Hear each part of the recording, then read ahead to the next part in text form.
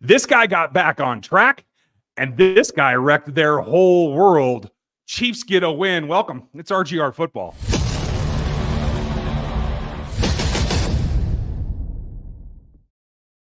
What's going on, everybody? This is, like Ryan just said, RGR football. And yes, the Chiefs, once again, have not played their best football, but look at the records. It's 4-0. 4-0. It doesn't really matter exactly how it goes. Early in the season, and Patrick Mahomes, once again, is undefeated in September, almost inevitably. So, how are you doing tonight, Ryan? I'm, my teeth are a little ground down. My television deflects pillows really well. I'm just going to tell you that. That's good. So overall, we're doing all right. Nothing's been broken. I don't have to replace anything expensive. Well, that's great, especially considering what's going on your end. So that's always a good thing to see. The same is for me. You know, I'm the one that actually had to calm everyone else down in the house today because it was not going well for anybody. And I know that there's going to be a lot of talk about the offense, but let's start off on a good note. I don't have very many notes for the Kansas City Chiefs defense because Chris Jones was the main everywhere. He was disrupting the entire football game after that first drive, which now the Chiefs have allowed touchdowns on 4 consecutive opening drives to begin football games, which is a mind-boggling stat in and of itself. But this man right here was made sure that that didn't happen ever again, with multiple pressures, sacks, just disrupting everything to a point where the only thing the Los Angeles Chargers could do were screens. Otherwise, their offense was not moving at all. No, it got a little bit silly there at the end. And folks, if you are new to this channel, this is what we do live post-game. We break it down for you as we saw it. Give you our notes, at least the big takeaways. If you want the full thing, not only should you subscribe to the channel, but join the membership. There's a button over there underneath Dan, and you'll get my actual game notes that I make during the game tomorrow so that you can review those before we get to the Q&A on Monday nights. So welcome. This is RGR Football. You can see it on top of Dan's head. You can see Rogue Nation here on mine. A little dirty here. I'm going to have to clean that up. But if you want any of the gear, it certainly supports the channel, just like our users and our super chatters do, and our members. We appreciate you. And we know there's a bunch of super chats coming. We're going to get into it here in just a second. But it was I think the big thing for me, not only was Jones, but on the other side of the ball, it was getting this figured out. Yeah. He was getting this figured out. And I got to tell you, man, I'm a little relieved. I was not concerned. I didn't buy into the BS that Travis is over the hill, but it just doesn't make sense to me why he and Patrick are not on the same page. That usually doesn't ever exist. And that was concerning to me to see them focus up and figure it out. I feel, and that's why they're on the thumbnails. I think they're back. I think whatever it took to jumpstart it is now running. The motor's idling and they can go from here. How do you feel? I mean, regardless, it's not going to matter how I feel because they don't actually have a choice. At least early regard. It's going to be Travis Kelce doing exactly what he's done for the last 10 plus years because of what Kyle is alluding to. We're talking about right here. Thank you for the $10 in the super chat. Appreciate Kyle. How much of the Rashee Rice injury is on Patrick? I really didn't like seeing our $500 million man diving into the pig pile, and he couldn't have wound up in a worse spot for Rice. So, yes, if you don't know, I'm sure everybody does. The Chiefs fear that Rashee Rice has torn his ACL and will miss the remainder of the season. So that's not a great thing. Obviously, we'll wait for the MRI to confirm. But when you fear, and he was ruled out as quickly as it was, the staff kind of knows. So we're just going to have to wait and see. Yeah. But at the end of the day, regardless, even if it's not a full ACL tear, Travis Kelce is going to be taking on the bulk of that work once again. And he looked fantastic in regard to that. He looked like he knew exactly where he needed to be. And this was a different defense. It wasn't the Chargers of old. It was a Jesse Minter-led defense who, by the way, did a fantastic job of playing with Patrick Mahomes today. Pretty much did whatever he wanted to do and forced him into multiple advantageous situations for them in window stunts. They invited him outside and he just took it. He took the bait every single time. And I was just losing my mind a little bit. But we saw Patrick and Travis, especially with that first deep connection, finally getting him a little bit of inside and then outside movement and then released upfield, and he just won. It was just easy. That's how it's supposed to be. So they got something figured out this past week, and that's going to hopefully help propel them in Rice's absence. Yeah, I agree with you. Like it has to. There's no other way around it. And I will tell you this. I may even do something on this week. We'll see. We'll see what inspires me. I got a couple of ideas about this week's breakdown, folks. That's on Tuesday. So tomorrow you get the live Q&A at 7 Central. We answer all your questions. Tuesday you get my breakdown, the things that mean a difference to me. Then Wednesday you get Dan's breakdown on the film itself. I'll throw a little in there as I've been trying to do more lately. Then you get all the stats and the theory and everything from Gary on Thursday, and then we give you the game plan on Friday, how to win the next ball game, just like we did this week, and it worked. This comes down to me for just being able to make your side adjustments in a way that doesn't put anybody else in danger. I will say this on the interception, Travis Kelce did not make a play for that ball. He actively pulled his hands down. And I think it's because he expected somebody to be behind him, like another route that was either out of place or something. I think that was his initial reaction, because I've never seen him like actively pull his hands away from a ball in the air like that. So I do think that there was still miscommunication there. But having been forced into that, the overall thing that concerns me about this whole circle, we'll talk about Worthy. I was really happy with what he did. There wasn't enough of it, but that's okay. But it seems like right now they're in the mode where we're going to feed one target. He's going to be our main guy, whether it was the first 3 games or whether it was Kelce today. Everybody else is just going to play off of that. We're not going to spread it around like we've done in years past. We're going to focus on attacking in one direction. That makes me a little nervous. So I'm more worried about specifically like about Patrick. In that situation, I understand what he's doing. He threw a bad ball. He did. He overthrew Travis Kelce, and he's trying to make up for that, right? That's what he's trying to do. He wants to make up for it, and that's the competitor in him. And so while I understand, trying to, blame anybody for it, at the end of the day, one, it was a freak accident. He didn't obviously mean to hit Rashee Rice, but the main problem here is that once again, in the first quarter of the football game, Patrick Mahomes just threw a football over a wide open player. Travis Kelce's wide open, and he just did not set his feet properly once again, or he just did not laser it in properly. Like, he put too much loft on it again. That's the second time on an out route to a tight end in the same number of games where he's just missed high. There's no excuse for it for Patrick Mahomes specifically. When you're looking around the NFL and watching rookies, I watched Caleb Williams today lace a ball over the fingertip of a linebacker to his tight end over the middle of the field. Patrick Mahomes right now isn't doing those things that we've seen him do. So at the end of the day, he's got to get back to what he's known for, and being that accurate football player to every part of the field. So I'm not going to blame him for the injury stuff. Like, I won't put him on that for trying to make a play after you threw an interception. Get the basic stuff right. That's the problem here. Then you won't be in that situation. I will say, and I agree with you completely, but I will say this, that I think those things naturally happen a little bit when you make a mistake. And now you're trying to make up for it by making the play. It's like, if you don't have to scramble, get frantic, you keep yourself out of that situation. Crazy things like this don't happen. Thank you. I know, folks, we go on and on. Yeah. Yes, absolutely. And we will try to be quicker with the super chats tonight, because I'll shut up here eventually. It works, I appreciate that, Kyle. As always, thank you for the super chat. Another one here from Cole Gilmore. Thank you for yours. I love the channel. You guys do a great job. Thank you. Appreciate that. By the way, it is absolutely a beer night, even though the Chiefs won. This is called a party grade from Pipeworks. Nice little little IPA here. Yeah, pretty good. How the offense will look now that since Rice is out. Also, Kareem Hunt looked good. We're going to have a lot of talk about Kareem Hunt today, guys. Rightfully so. The offense is going to look like the offense. It's not going to be any different, except maybe because right now they did a little bit of a grind out the football game with an offensive lineman. You bring in an extra offensive lineman, 13 personnel, and they were getting some legitimate movement finally. And Kareem Hunt, like you said, looked very good. He looks like a guy who missed being in Kansas City as a part of this football team, to be very honest with you. And that's the kind of thing that they needed. It gave them some energy. How do you feel about that, Ryan? I'll put it like this. There's nothing that beats a dude on a contract here, right? We have established this. Terez established this a long time ago. We still subscribe to that.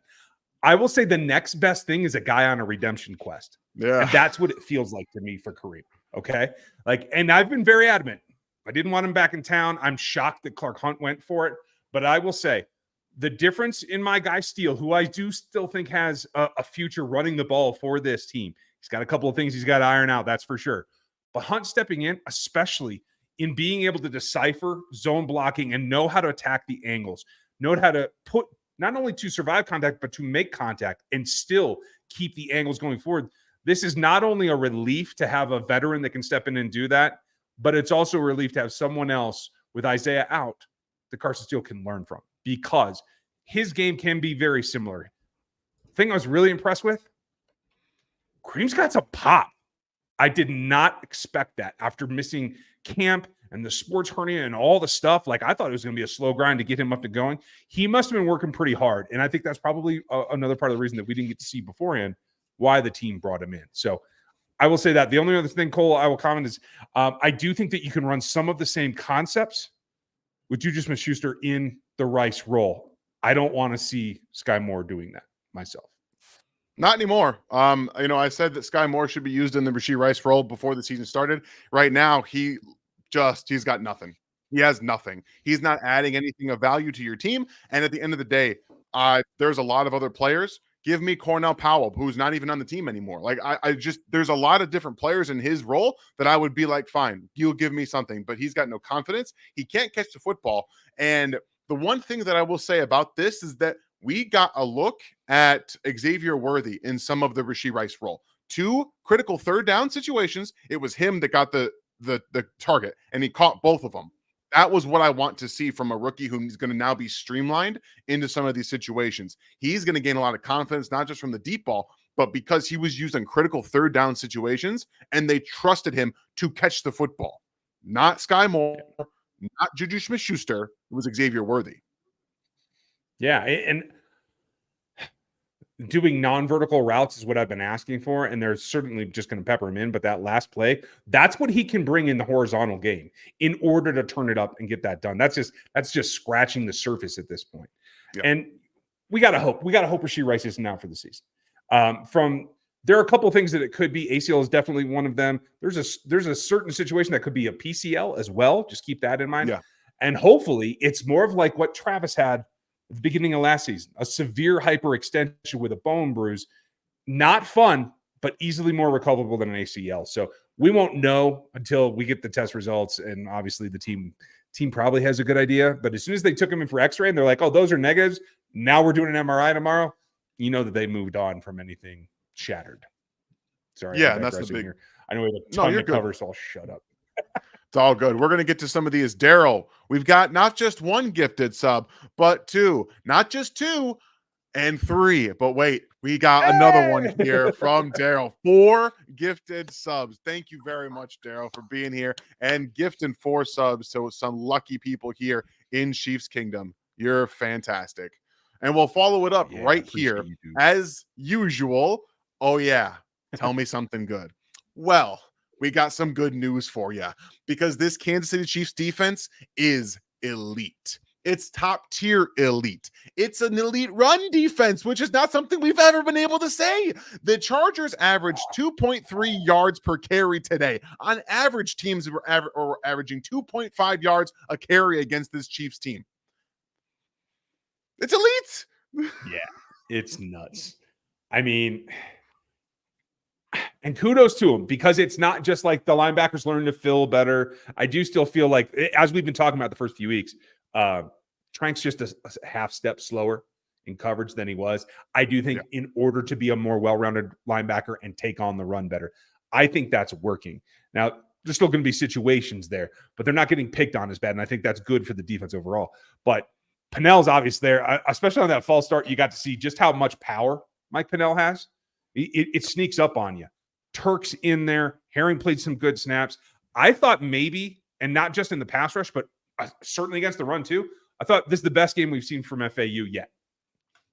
Building off of his best performance against the Falcons, because there wasn't a ton of snaps. He's building. He's getting better. I think he had at least 3 or 4 pressures, should have had a couple of sacks, at least half of a sack in this football game to pair with a sack he got last week. So he's getting some confidence. I know Mike Dana has been important. They extended him, but having him show out a little bit more than usual, specifically in the run the last 2 games, he was excellent against the run as well against the Falcons. Like, let's not take away his pass rush part. He's getting like much better, like you said, against the run. And it's all in that strength development. It's understanding how am I supposed to use my hands to extend and keep guys off of me so that I can see where the ball is. And he's gotten so much better from last year to this year. 4 games into the season, I think we are starting to get some legitimate development from this guy. Yeah, I agree. By my count, he had 3 pressures. That is a marked difference. We'll see. I hear PFF is scoring games faster. I don't know. We'll take a look at it. We'll definitely have something for you guys tomorrow. Thank you, Daryl. Appreciate you. Appreciate you, Daryl. And I'll be using next gen stats for all of my stats from now on because they also go up next day. And to be quite honest with you, I don't really trust PFF in their grading for the most part. So that's how I'm going to deal with that. Andrew, appreciate the 2 here. CJ 95 is really good. Just wanted to let you know, hey guys, newsflash, Chris Jones is pretty damn good. And it doesn't matter where he is on the field. I mean, honestly, he's getting better at rushing from the outside and not just using his go-to moves, that little rip and the little quick arm over. Like, he's not just doing that. He's got more. He's learning, and I appreciate that from him. I love it. Appreciate you, Andrew. I'm seeing a lot of speculation on the Rice quote unquote suspension. First of all, let's not just assume things. Like, we don't assume that he has an ACL tear. Like Ryan said, there could be a lot of different things happening. We don't want to assume anything at this point. Does it feel like he might? Okay, sure, maybe, but we don't actually know. So let's wait and find out at the end of the day before we start to assume, oh, he could miss an entire year and a half. Just pump the brakes a little bit. I know it's hard times right now with the injury and then what could be feared. So let's just kind of pull back a little bit and get back to some actual notes from the football game, because I think that's a big thing here. When we're looking at the offense, the disjointedness, sure, there's a lot of it. And I do think that, I don't know about how you feel about it, but it felt like after the interception and then the injury, they were in shock. It felt like an offense that was legitimately like, this shouldn't have been a difficult football game. And here we are down 10 points and it feels like we can't do anything. Yeah, I will not argue with you. And thank you guys for hitting me. I didn't see this was in here, but I just noticed it now because I think I'm caught up, man. Cool. It definitely felt like, holy crap, this team shouldn't be able to do this to us in the first quarter, but they did. Now what the hell do we do? That's exactly how it felt to me. And they rallied. It took a little bit, but second quarter was a marked improvement. Defense gave up a little bit more in the third, but that's okay. And they just kept grinding. And it was the connection.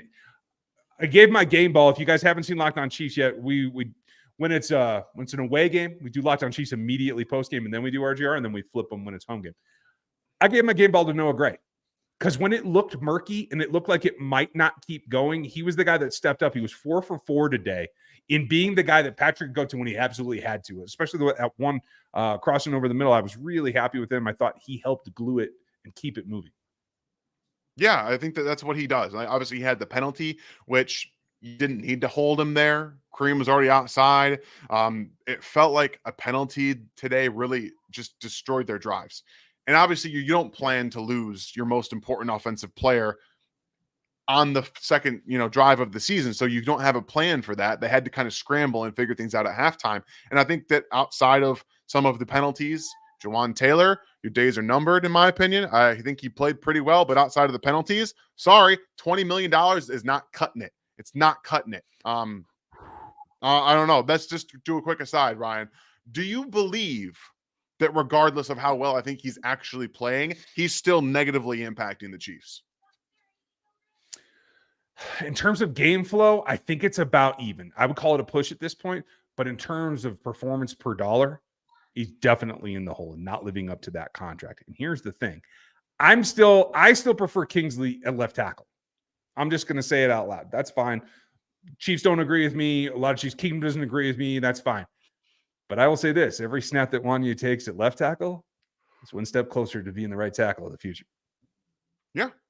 Honestly, at this point, whoever, even if Kingsley ends up being the right tackle, because he has right tackle experience, at this point, it doesn't really matter. So I know that people are like, whoa, Kingsley got benched. Again, I think that Wanya did not play exactly great today either. But he wasn't a disaster. I think Patrick impacted the offensive line far more than the offensive line impacted him. I'll be very honest to say that right now. But regardless, I think that $20 million sunk into right tackle, you're not really getting the return on investment there. But I will say, Jawan Taylor's played better this year through 4 games than he did last year. So there's at least some improvement play-wise. At least if he stops the penalties, I'll shut up. I'll stop talking. Okay. I will. I'll just stop it. But yeah. You still get no cap savings if you move on from him next season. So that's the unfortunate part. Again, it's 30 the same million dead cap, and you're still in the hole 4. I mean, sometimes you got to live with it, right? If you're going to get better play. But again, he's playing better, so I'll just shut up at that point. Thundarius, appreciate the 5, man. Didn't get to watch the game. We'll watch this later. Just took second in our biannual autism charity kickball tournament. Hell yeah.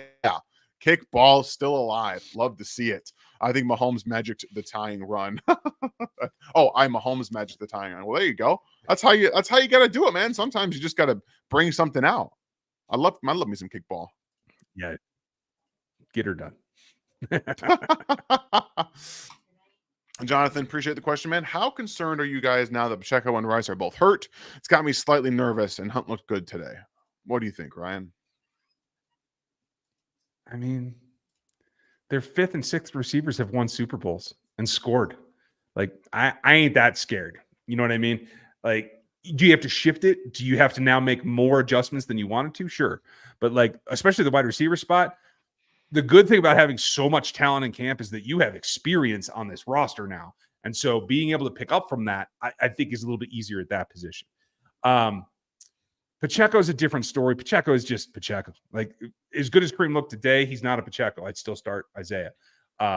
Clearly, Kareem is number 2. I don't know what Clyde has left to offer. I would still probably lean towards Carson 3rd. But again, you got 4 backs that have some experience and have been handed the ball that you can get something done with. So I'm not terribly concerned there yet. I just want to make sure that they don't stain any more at those 2 positions. Yeah, that's the thing, right? You kind of knew you were going to get some adversity injury-wise, right? They haven't done with a ton of legitimate injury problems over the last couple of seasons when they've won back-to-back Super Bowls. That was always coming home to roost, it felt like. And now you're seeing some of it. Hollywood Brown, Pacheco, Rashee Rice, Mike Dana today didn't miss the game because of an injury. So there's a little bit to take away from injuries, but they have to be able to find ways to win football games. September, do you really think any team outside of maybe the Buffalo Bills, who are losing right now to the Baltimore Ravens 7-0, are playing their best football in September? Because I don't think so. Negative. And I don't expect Kansas City to come out of the gates and play their best football. I expect them to play their best football in December, January, and February, because they've shown the last 3 seasons that's what they do. So yes, am I frustrated a little bit? Yeah, a little bit. But at the end of the day, this is going to help them game plan for December. They're going to have to figure out, once again, how to win with the team that they have. And when they get the team back that they expected to have, they'll be in a better position to figure those things out. And in the end, when they went through this last year, they were losing ball games, and they're not now. That's true. It's very true. All right. So let's get back to a little bit of my notes here. I think after the first half, what Kareem Hunt gave them more confidence and ability to really find some offense, what they really desperately needed. Let's talk about it. Let's talk about Xavier Worthy. If you are going to line up across from Xavier Worthy and you are not going to press him in man coverage, you are going to get run by. Period. End of story. What Jesse Minter did on that play was absolutely obscene, and not forcing his DBs to press him. At the end, just do it. It doesn't matter. Just do it. But here we are. And the one thing that I want to showcase is, again, I just did the video on Saturday about why Xavier Worthy is the key to unlocking the Chiefs offense. And what the deep ball has been missing is the elite ball tracking of Xavier Worthy. You guys watched it today. You saw it in a Chiefs uniform for the first time in the NFL. He didn't drop the ball. He never lost sight of it. It didn't matter that the DB was all over him. He caused a penalty and caught the football. And here what's even cooler. Anytime it's a closed middle safety, they can do this. Doesn't matter if it's cover 3 with the guy off 15 yards or it's a man in his face. If he can get off the line of scrimmage, he can do this. The question is, when you have 2 deep safeties and he's got to weave between them because that takes a little bit different of a throw from Patrick. It's got to be on time. It's got to be, I think, aimed a little bit better than Patrick's been doing lately. But anytime you get single high in any kind of coverage, you can do that with Xavier Worthy. It is a zone beater as well as a man beater.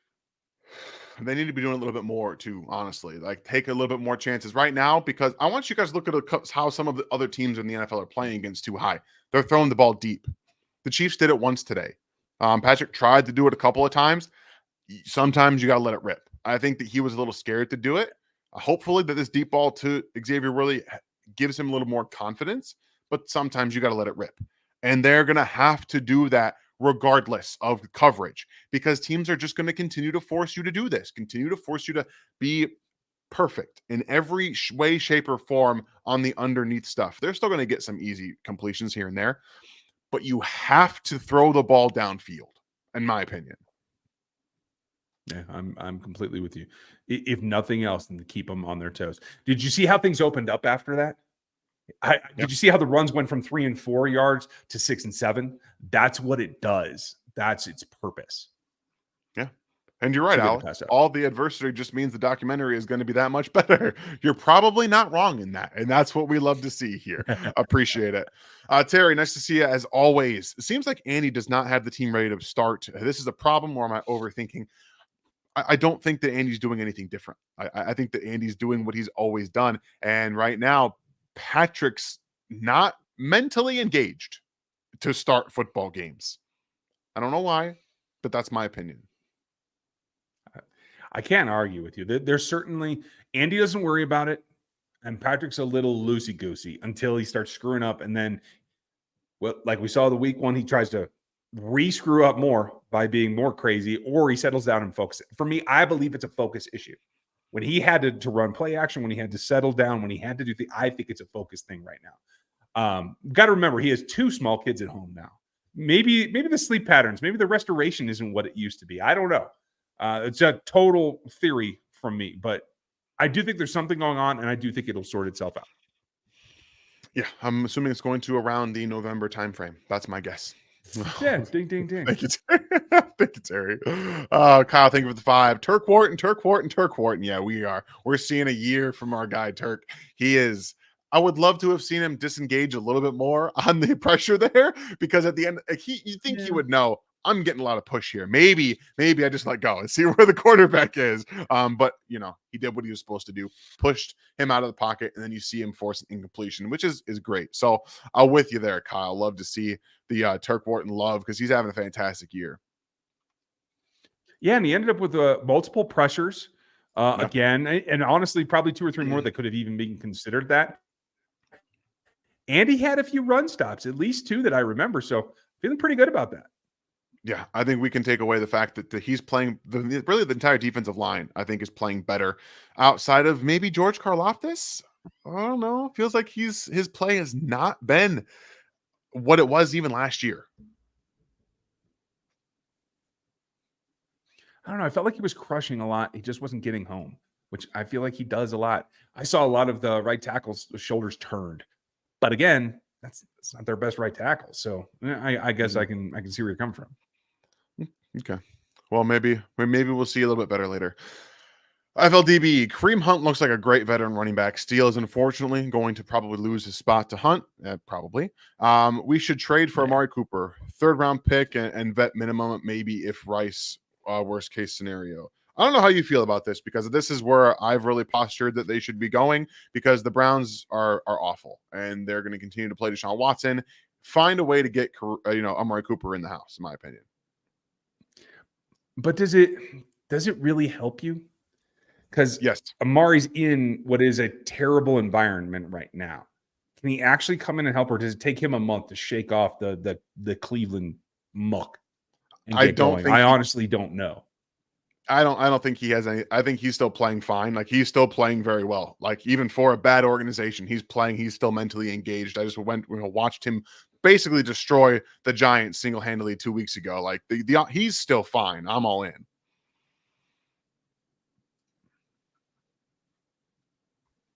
Okay, I can get down with that. you got to do something. I do think at this point you're reaching critical mass of guys that have the experience and still the ability to contribute. Okay, I'm a little behind. I think I'm gonna try to clear up some of this. My internet seems to be a little slow at the moment. So whiskey, appreciate the 5. Jared Wiley with a huge pass block pickup on that long Mahomes to great completion. A win is a win, but I need my nitrogen pill. So I like the pass block that he had. I think Mahomes was going to get up in front of it to begin with, but the fact that he came over and helped is Looks a like we good lost Dan. sense. You're not wrong. Oh, sorry.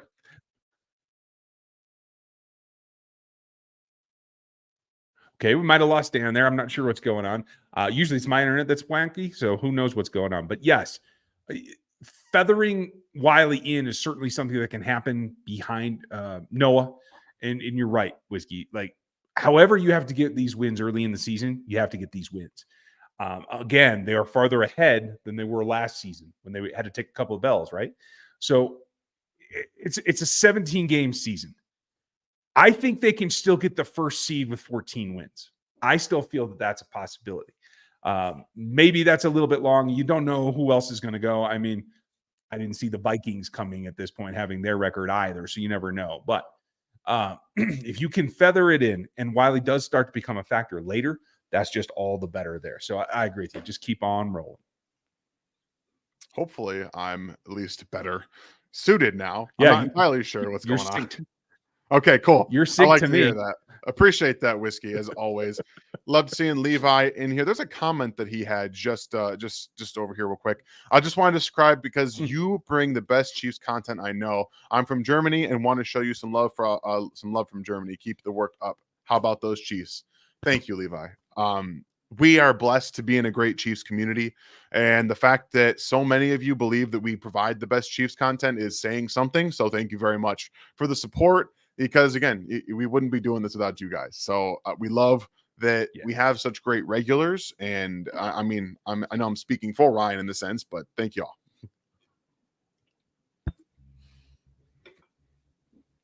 I just They're let our them regulars, buddy. Speak away. We appreciate you guys. Appreciate you, Levi. Green, thank you for the $4.99. Pat needs to be better. 5 interceptions in 4 games is unacceptable. If that was Josh Allen, we'd be roasting him. Also, why did we keep any on the roster? I'm not sure about your last part there, Green, but if you're still here, please go ahead and leave that in the comments so we can catch up on that.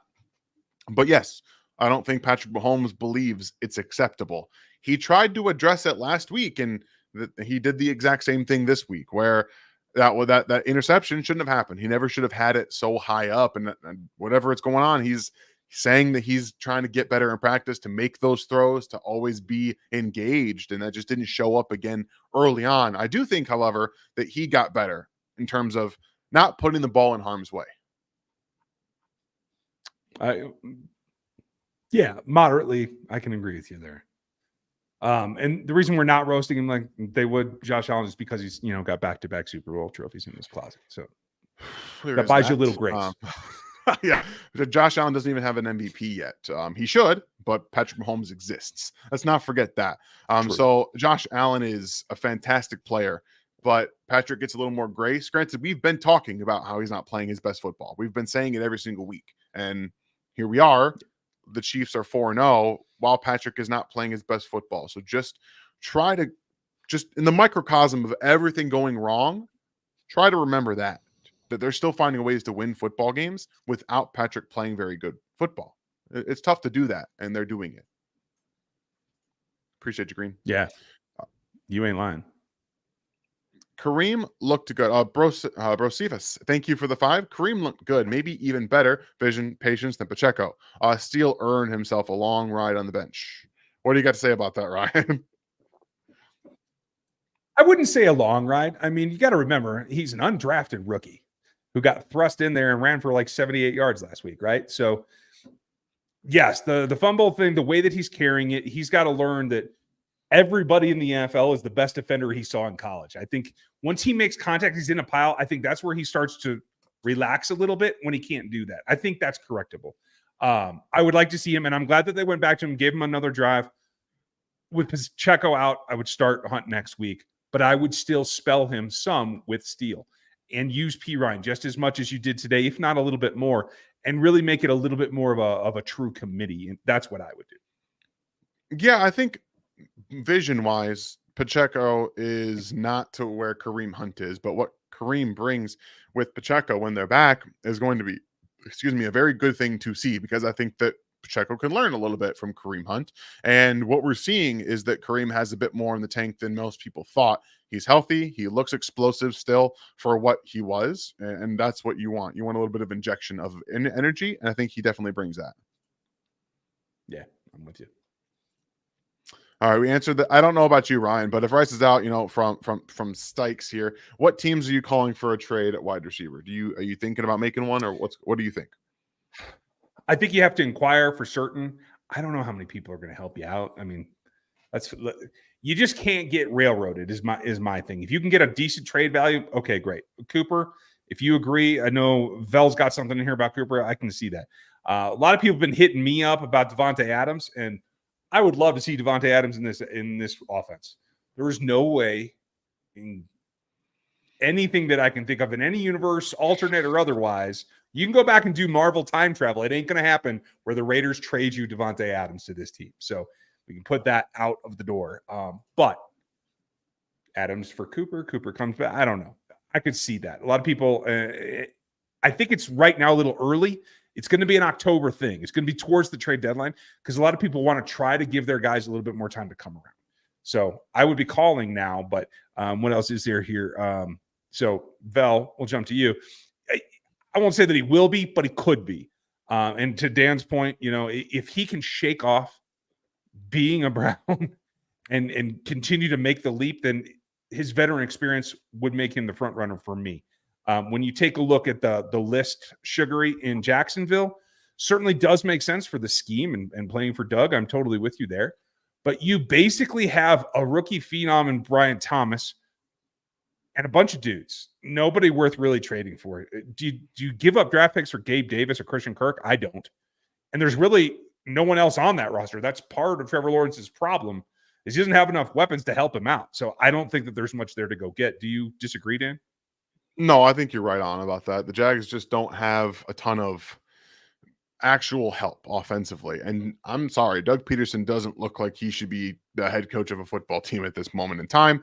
And it's tough for that situation over there. There are going to be some teams I think that you can find that will work with you, but it's about striking that balance, right? It's just, I think the Browns would be in a situation to help the Chiefs out because, again, they're going the wrong way with a quarterback who is legitimately terrible. And I would imagine, there's also, Justina Anderson tweeted out there are a number of wide receivers that have shown interest in playing with the Chiefs that are on teams that would want to be traded to them.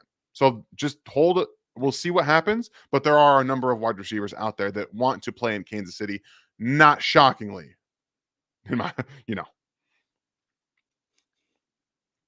So yeah, appreciate you, Val, for being here. And again, I'm not going to speculate on the suspension stuff. So I won't touch it because we have no new information.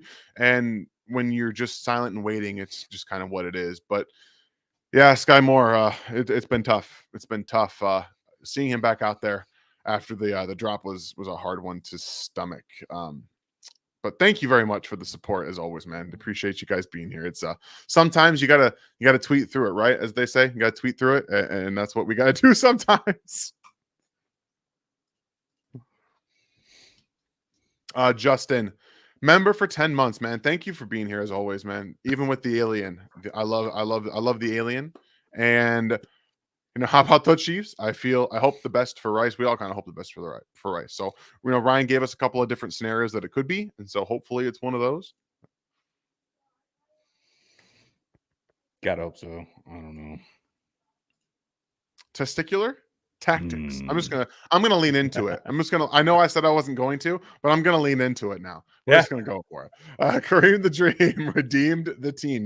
He did. He gave him something, and I think that what Ryan was talking about with Xavier Worthy helped. When you have that deep shot, you saw the chunks start to get a bit bigger, and that was in part to Kareem. It was in part to Xavier Worthy as well. Yeah, I'm 100% with you. That's the Woo! formula, man. FLDB coming in, Ranking gifting the man. 5 subs, loving it, and we have a guy. We have someone very thankful. Valerie Sanders. Love that you're in here and you got to be a beneficiary of that. Thank you for your generosity and kindness for giving me a membership. I absolutely appreciate it. We appreciate you being here to receive one of these free memberships that was given away. So you guys are the best. We love you so much. Yeah. Couldn't do it without you guys. And especially when you're helping each other, that's even better. It's fantastic. Ryan, this one's for you. Will you hit Mahomes upside the head with the dad energy? What are you doing? Mahomes needs to clean up his act. He does. There is a certain aspect here where it's like, I mean, I'm Magic Mahomes. I can get away with this. And I think in the early season, he can push that a little bit more. He'll pull back and concentrate. And again, focusing on what you're doing and understanding. And I don't mean blinders, because there have been times, I showed you a clip from week 2, where he didn't even look at the backside of a play, which is unlike him, where he focused in on Kelce and beyond Kelce in one direction. And that was it. You can't do that. That's not what I mean by focus. I mean understanding that's the glance, that's the next, and then you're to the backside. It's about processing faster by staying focused on what those options need to be. And that comes from game planning and really just getting in the sync of the season. I think he just got off of, a long, long summer, to tell you the truth. I mean, it's a little bit of this too, right? Appreciate you, Quentin, as always, but it's a little bit of this. Kind of sleepwalking sometimes. Yevgeny with the 199, 4-0 while sleepwalking. In Spags, we trust. Yeah. And isn't it nice that when your quarterback doesn't show up for the first month of the season, you can kind of lean on your defense? Yeah, it's pretty damn awesome. Spags is out here cooking up a storm every single weekend, and quarterbacks sometimes have no idea. Like, I feel for Justin Herbert. And he got walloped in this football game. Back to back. Spags was hitting him from all directions. Yeah. I mean, Trank, McDuffie, obviously Jones. I think I counted officially, I think there's 8 quarterback hits on Herbert today, on a day when your job was to keep him from getting smacked. I mean, that was a rough one. It is rough. It's tough to overcome some of that stuff without a high ankle sprain, but he couldn't move. And it was very obvious he couldn't move. And Spags took advantage of that. And he will do that very, very well. Oliner? Yeah. I appreciate the 5. Do you think Pat needs to play under center more often? He looked better under center, in my opinion. Congrats on the Tigers, Dan. Thank you. Olanier. Okay. My name is pronounced Olanier. Well, thank you. I appreciate that. So we don't mispronounce it going forward. Definitely want to do that. And I appreciate that. The Tigers are playing very, very well outside of the last 2 games they lost. But yes, I agree with your first point. He does need to play more under center. That's what we've been asking for a long time. Yeah. I mean, there's a lot of things that will help him settle down that they're just not willing to work in yet. They will use it all come December and January.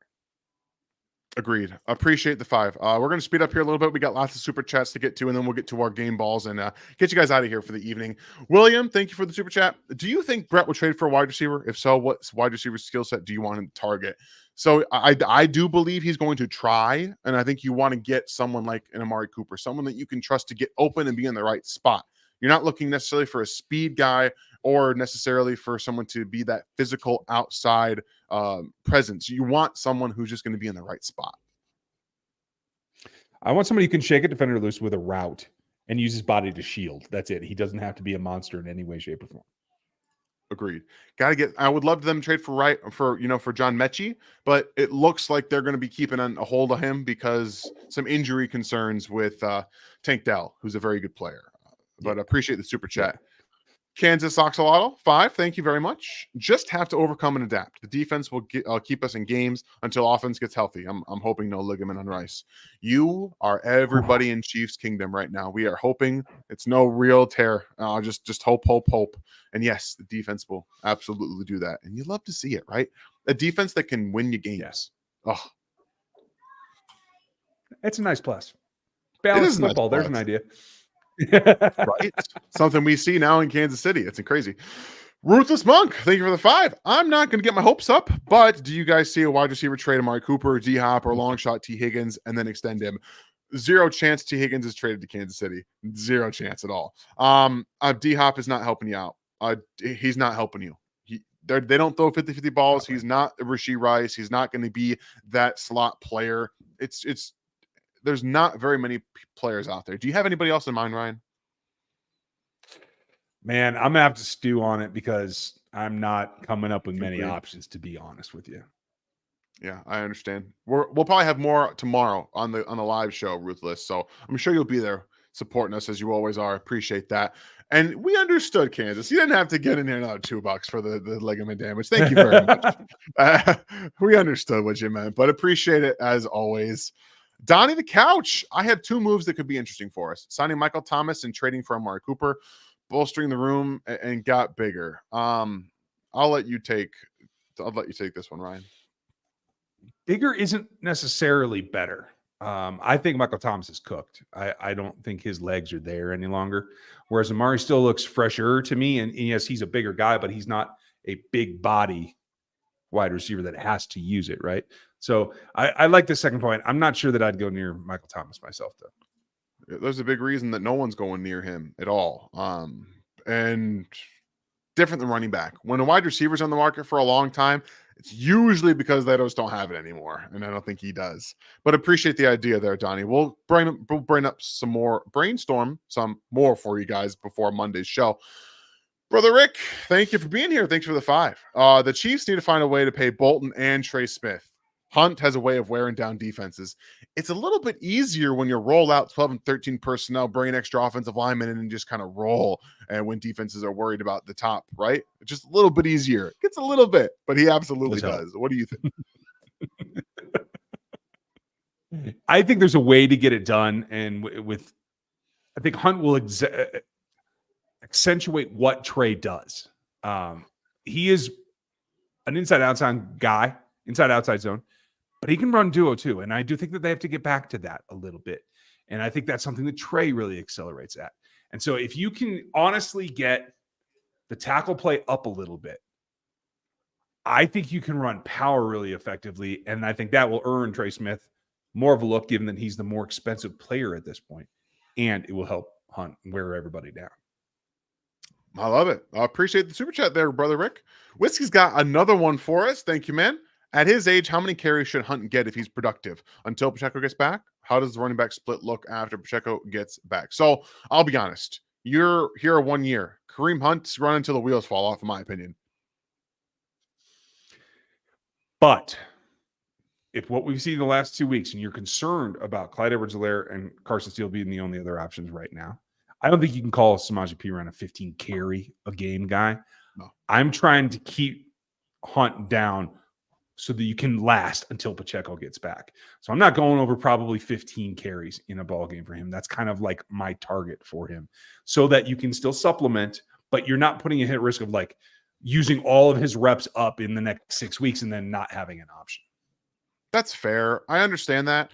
I also just think that I believe he's going to be just fine. I mean, I know it's hard with all the injuries that they've had, but he looks like he wants it.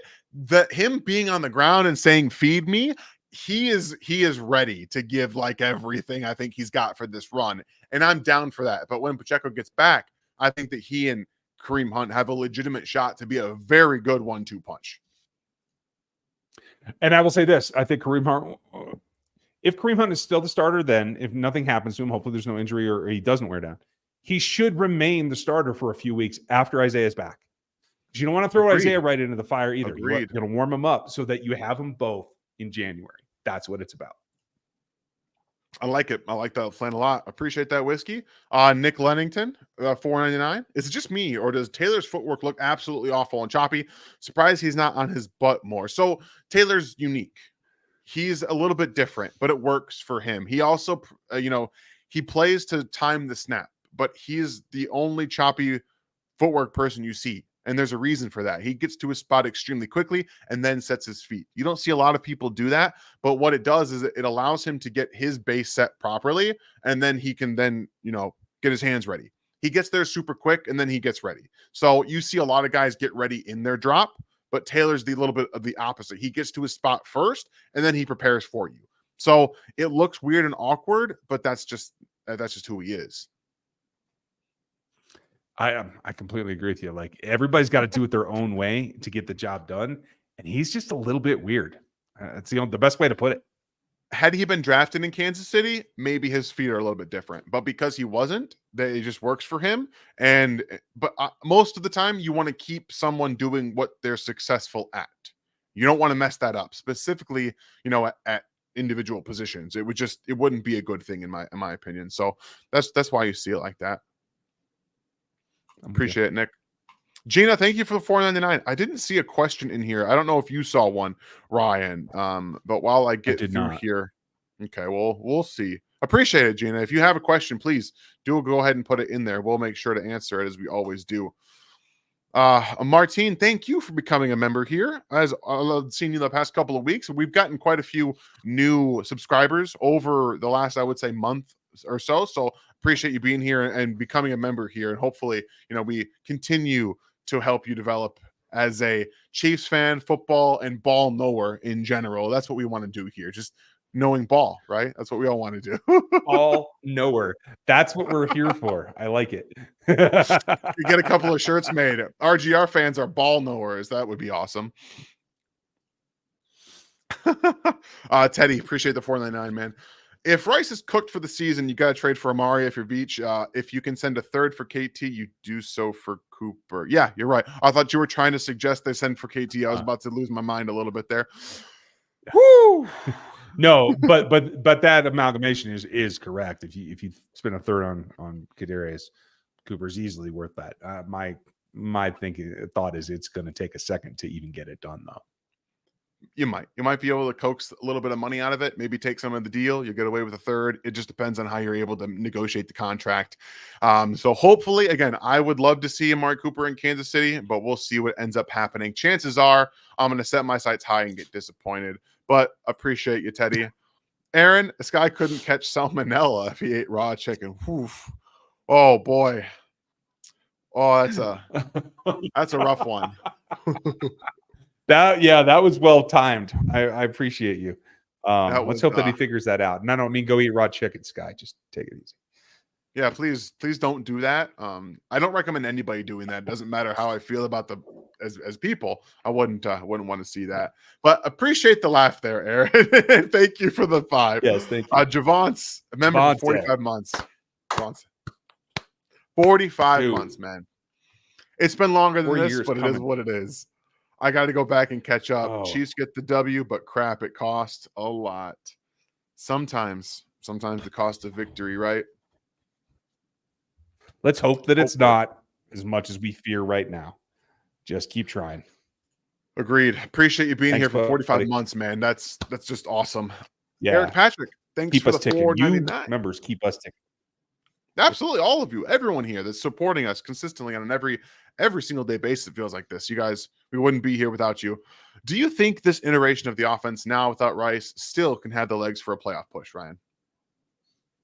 Yes, absolutely. Because in the end, yes, he is a yak machine, but you can manufacture those yards in other ways. You do have to adjust. And honestly, it means going a little bit backward to some designs from years past, which unfortunately teams have already seen. But you can build that into the route structures if you can protect Mahomes to deliver the ball. He needs another quarter second, maybe a little bit more, to deliver an 18-yard route versus a 12-yard route. And I do think that's the way that they have to go. I'm with you. I like it. And at the end of the day, I think that they've shown that they can adapt their offense to a rookie. Rice was a rookie last year, right?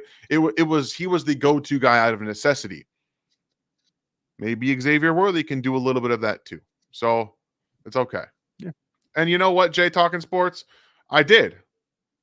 You're right. I don't have to explain that he's not very good. I wanted him to be better. Very simple. Things don't always go the way that you want. I wanted him to be better than he was. And I also let people talk myself into him being good. You can blame some other people, but mostly myself for that. So I take the L's. We learn. That's all. That's all you got to do. Quentin. Oh, again, another one. Another gifted sub. That's awesome. We've had a lot of them today. Thank you guys. And appreciate that. Yeah, Quentin, you guys are always. awesome. Man, You guys are being great today. Love to see that.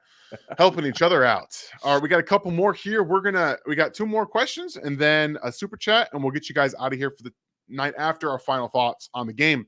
Austin, Dan, personally, since I believe we are stuck with what we got at wide receiver, how do you help recover Sky's confidence? He got open, but that drop was brutal. How can you get him to turn it around mentally? Honestly, the only way is to throw him the football. He has to see the ball go into his hands.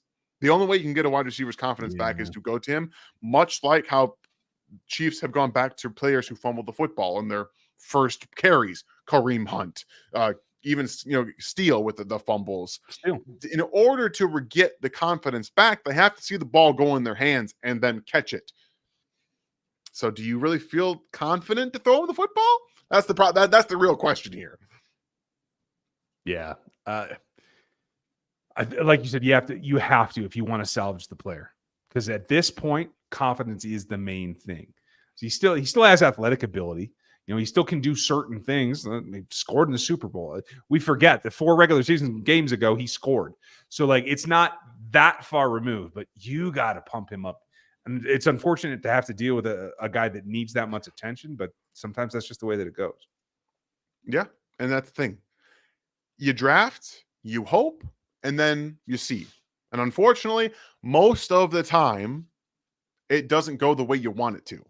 So it's unfortunate, but the player that he was in college has not. He just hasn't been that same player, even in that extent in the NFL. But appreciate that, Austin. Martine, hey guys, if Hollywood comes back for the playoffs, or if he doesn't come back for the playoffs, do you think the Chiefs may sign him again for another 1-year deal because of the hard work he put in? What do you think, Ryan? Yes. I think depending on how much time he can put in, I think they will want him back.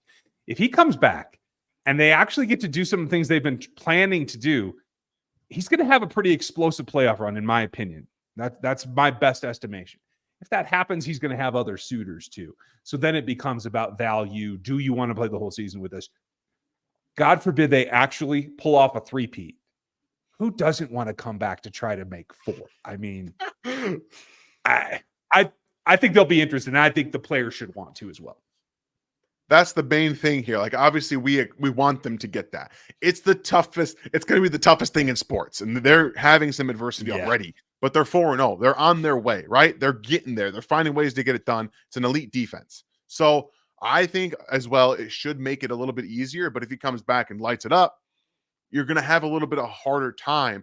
But I do believe that all the offseason stuff that he went through, the regular season now rehab he's going to have to go through, working with Patrick and not getting a full season of that, I think he'll want to come back as well. So I do believe they're going to find a way to work something out, even if he has a playoff that it's just a tear. So appreciate the question. And I know that we've got a couple others in here before we get to our last super chat of the evening. Deborah, I believe you guys should get the game ball. You are fantastic. Well, thank you. That's great. I love seeing that. But we are here covering the team for you guys. So we'll give our game balls, I'm sure. The fact that you believe that is, I mean, it's incredible. And I never in my wildest dreams would think that would be something that was said to me when I started doing this. So you put a big smile on my face, Deborah, and I can't thank you enough for that. Thank you. I agree as well. You said it great, Dan. All right, here's the question from the super chat. We found it. We're good. Do you think Mahomes and Kelce in particular are oversaturated and burnt out? They have played so many tough games for so long. Could that be a factor? Nodding his head. I certainly do. And honestly, it's not even burnt out. It's the fact that they know this is just a regular season game. They've had to do this at such a high level. Oh, this is just a little regular season against the Chargers. Okay.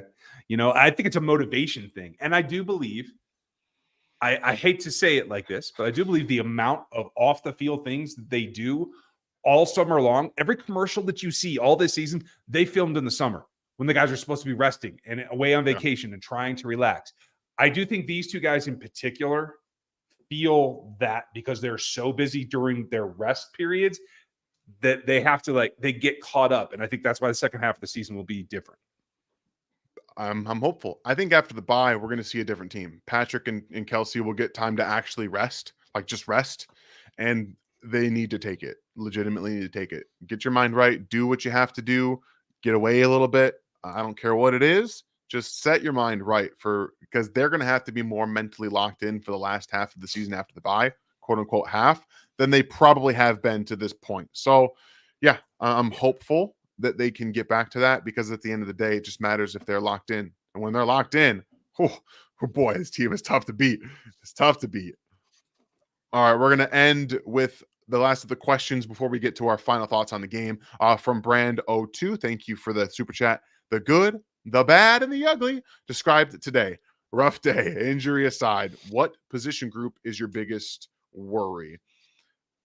I don't necessarily know if it's a worry for me with the wide receivers. So right now, the quote unquote biggest position group that I'm worried about is quarterback.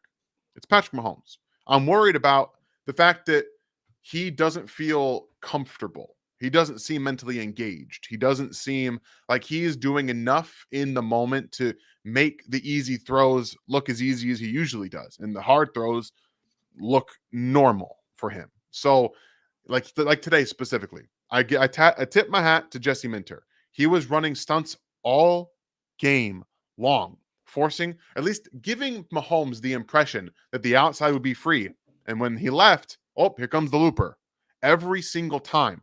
And he took the bait every single time. And then when he didn't have a stunter, he was just leaving free pockets, just leaving clean pockets when he didn't have to. I'm a little worried about that. What about you, Ryan? Yeah, again, protecting the longevity of the season. I hear you. And to that point, the position group that I'm worried about is the offensive line. The only guy that I didn't have something to say about today was Kareem Hunt. That's it. I had to comment on every last one of them other than him. Although I'm not trying to single out Frank Caliendo. I didn't have anything to say about him because I'll have to go back and watch that again. But it's not just mistakes and holding penalties and false starts. The right side of the line, in particular, with the penalties bothered me. Wanya got beat a couple of times today that concerned me. He played well at other times as well. Joe Tooney is not 100% yet, folks. He allowed some pressure for the first time this season that I didn't really expect. Was it four? I had three. Four pressures. Okay.